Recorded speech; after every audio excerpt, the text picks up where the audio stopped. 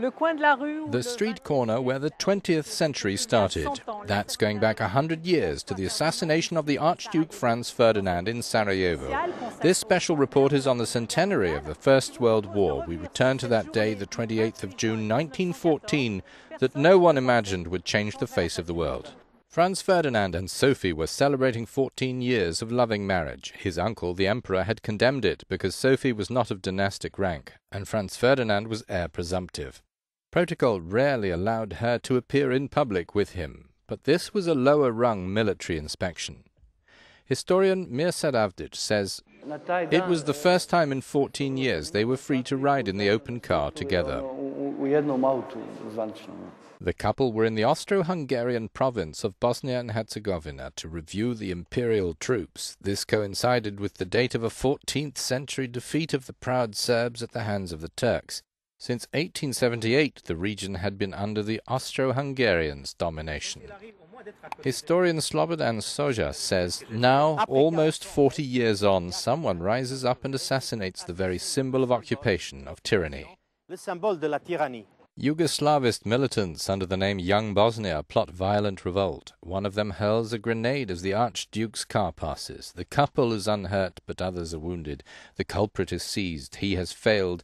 Franz Ferdinand decides to carry on to the opening of a hospital, yet his driver's given inadequate instructions. Another plotter, the son of poor farmers, convinced the chance the strike has come and gone, then finds the target like a sitting duck. The chauffeur makes a wrong turn in front of the museum.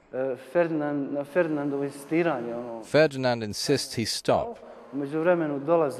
6 vehicles behind them have created a traffic jam. Gavrilo Princip is on the other side of the bridge. He's got diabetes and tuberculosis.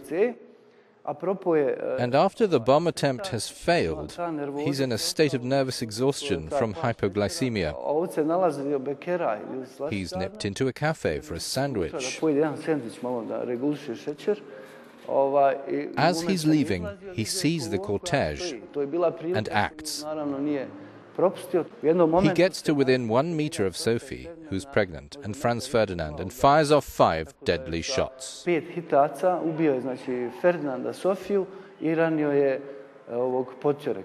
They bleed to death, while the 19-year-old Princip escapes capital punishment because of his age. He's sentenced to 20 years in prison, while co-conspirator Ivan Kranjčević, who'd been in charge of weapons, gets 10 years. We find his grandson today, Davor Koric, who says these were not terrorists. There were attackers' cults at the time, he says, cults of sacrifice, in which the members were ready to give their lives so that others could have a better future.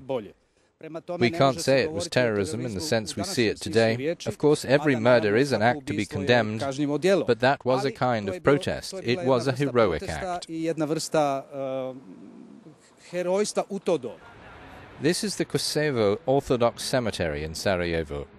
A chapel was built here in 1939 in memory of Gavrilo Princip and his young friends, even though they were atheists.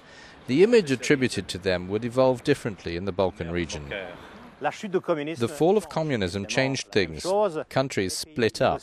They shared the same past, but not the same opinions about it. Suddenly, everything was thrown into question. Suddenly, something absurd happens. Princip and the others are left only supported by the Serbs.